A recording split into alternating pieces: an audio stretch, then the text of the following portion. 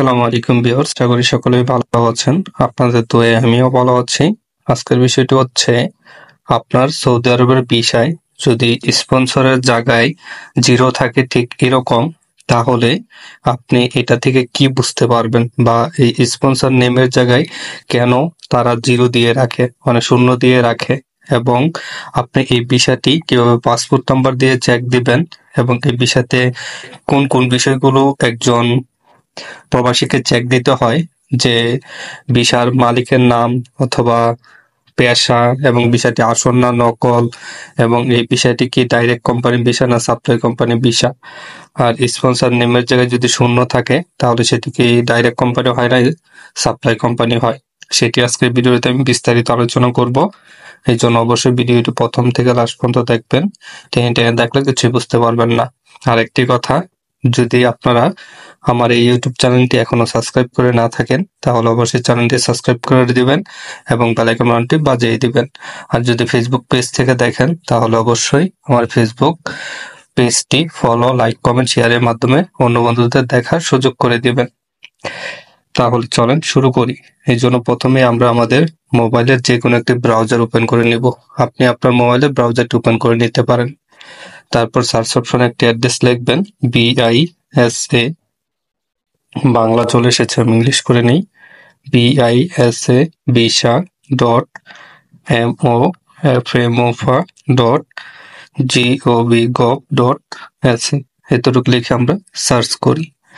এতটুকু লিখে সার্চ করার পর ঠিক এরকম ডিসপ্লে শো হবে। এখান থেকে আরবিতে ট্যাপ করবেন এবং আপনাদের মাঝে ঠিক এরকম একটি পেজ শো হবে। যদি কোনো কারণে পেজটি আরবিতে শো হয় তাহলে এখানে ট্যাপ করে আপনি এটাকে ইংলিশে ট্রান্সলেট করে নিতে পারবেন। যেহেতু আমার এখানে আগে ইংলিশে শো হয়েছে এই জন্য আর আমি ট্রান্সলেট করছি না, যেহেতু আমি সবসময় কাজ করি এই জন্য এটা আগে ইংলিশে করে নিয়েছিলাম আমি। তারপর এরকম ডিসপ্লে শো হলে এখান থেকে নিচে চলে আসবেন, দেখবেন visa platform, please select service, citizen and residency, এখানে ট্যাপ করবেন।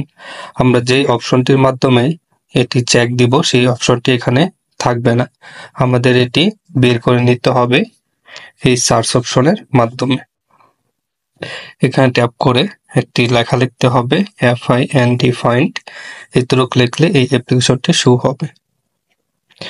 এখানে অ্যাপ্লাইতে ট্যাপ করার পর যারা আমার আগের ভিডিওগুলো দেখে এসেছেন বা নিয়মিত দেখেন তারা কিন্তু এই বিষয়টা খুবই সহজে বুঝতে পারবেন।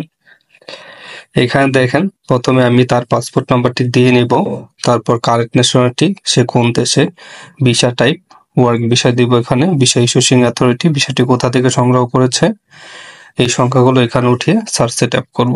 আমি এক এক করে সব উঠিয়ে নিচ্ছি। প্রথমে কারেন্ট ন্যাশনালিটিটা উঠিয়ে নিই, তারপর ভিসা টাইপ, ওয়ার্ক, তারপর ভিসা ইস্যুইং অথরিটি কোথা থেকে সংগ্রহ করেছি, আমরা বাংলাদেশের সচরাচর ঢাকা থেকে সংগ্রহ করি, আমরা ঢাকা সিলেক্ট করব।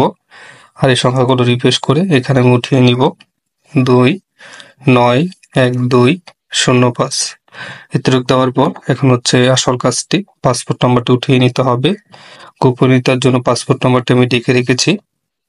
আপনারা আপনাদের পাসপোর্ট নাম্বার দিয়ে current nationality, visa type, visa issuing authority, image কোডগুলো দিয়ে সার্চে ট্যাপ করবেন। আমি সার্চে ট্যাপ করে দিলাম। সার্চে ট্যাপ করে দেওয়ার পর আপনাদের মাঝে ঠিক এরকম ডিসপ্লে শো হবে। আমি এক এক করে সব দেখিয়ে দিই। এখানে যার ভিসাটি, এখানে তার ছবি, মোফা নাম্বার, অ্যাপ্লিকেশন ডেট, মানে কত তারিখে ভিসা লেগেছে, সম্পূর্ণ কিছু এখানে শো করবে এবং তার ছবিটা এখানে শো করবে। গোপনীয়তার জন্য আমি সবকিছু ডেকে রেখেছি। তারপর এখানে তার নাম MD মাহবুবুর রহমান, তার জন্ম তারিখ এবং আরো কিছু ব্যক্তিগত বিষয়, পাসপোর্ট নাম্বার, এইসব শো করবে। এবং তার পেশাটি এখানে দেখতে পাবেন, তার পেশাটি হচ্ছে লোড অ্যান্ড আনলোডিং ওয়ার্কার এবং স্পন্সর নামের জায়গায় লেখা আছে জিরো। এখন আসি মূল কথায়, যদি আপনার ভিসাতে স্পন্সর নামের জায়গায় জিরো থাকে তাহলে আপনি কি ভেবে নিতে হবে, যেটা কি ডাইরেক্ট না সাপ্লাই কোম্পানি। স্পন্সর নেমের জায়গায় যদি জিরো আসে 85%, 90%ই আমাদের মেনে নিতে হবে যেটা একটি ডাইরেক্ট কোম্পানির ভিসা। আর আরেকটি কথা হচ্ছে, আর 20% হাতে রাখতে হবে। পরবর্তীতে আমাদের ভিসাটা লেগে গেলে এখন জাস্ট মুভ আপ হয়েছে, ভিসাটা মানে স্পন্সর নামটা লেগে গেলে এখানে সেই কোম্পানির নামটা শো করবে। আর অনেক ক্ষেত্রে স্পন্সর নেমের জায়গায় জিরো থাকলে বা শূন্য থাকলে আমাদের কোম্পানিটি কি ডাইরেক্ট না সাপ্লাই সেটা কিন্তু আমরা খুবই সহজে বুঝতে পারি। যাদের স্পন্সর নেমের জায়গায় জিরো এসেছে তাদের ভয় পাওয়ার কিছু নেই। এখানে 85% ধরে নিতে হবে যে আপনার যে কোম্পানিটি সেটা ডাইরেক্ট কোম্পানি, একটি ভালো কোম্পানি।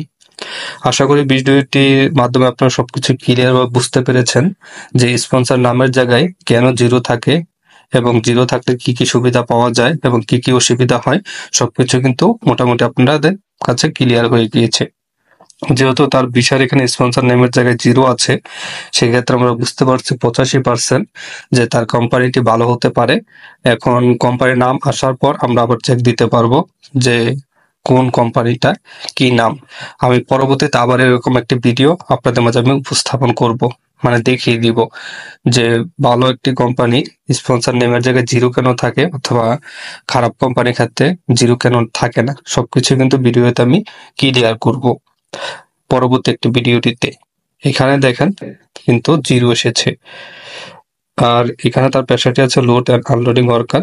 যেহেতু এখানে কোনো কোম্পানির নামটা এখনো শো করেনি যে সে কোন কোম্পানি ভিসা পেয়েছে, সেক্ষেত্রে আমরা কনফার্ম করে কিছু বলতে পারছি না। 25% বা 20% আমাদের হাতে রাখতে হচ্ছে যে কোন কোম্পানিটা বসায়, তারপর আমাদের বুঝতে হবে যে কোম্পানিটি কি আসলে ডাইরেক্ট কোম্পানি না সাপ্লাই কোম্পানি। আমি আশা করছি যে কোম্পানিটি একটি ভালো কোম্পানি, সেই ক্ষেত্রে কোনো কিছু ভয় পাওয়ার কিছু নেই। যদি আপনার এই ভিসাটি যে মানে যার ভিসাটি সে যদি আমার এই ভিডিওটি দেখেন, অবশ্যই আমাদের সাথে পেজে আমাদের সাথে মেসেজে কথা বলবেন। আপনাদের কাছে আপনাকে আরো কিছু গুরুত্বপূর্ণ বিষয়ে আমরা ক্লিয়ার করতে পারবো। ভিডিওটি ভালো লাগলে অবশ্যই লাইক কমেন্ট শেয়ারের মাধ্যমে অন্য বন্ধুদের দেখার সুযোগ করে দিবেন। কোনো কিছু জানার থাকলে অবশ্যই কমেন্টে জানাবেন অথবা ফেসবুক পেজে গিয়ে আমাদের সাথে যোগাযোগ করতে পারেন। ভিডিওতে কোনো কথার উচ্চারণ ভুল ত্রুটি হলে অবশ্যই ক্ষমা দৃষ্টিতে দেখবেন।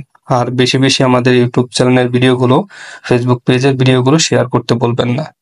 আর যারা আমাদের সাথে ফেসবুক পেজে যোগাযোগ করতে চাচ্ছেন তাদের আমি অনুরোধ করব, প্রথমে ফলো করবেন, লাইক কমেন্ট শেয়ারের মাধ্যম গুলো শেষ করবেন, তারপর আমাদের মেসেজ করবেন। খোদা হাফেজ।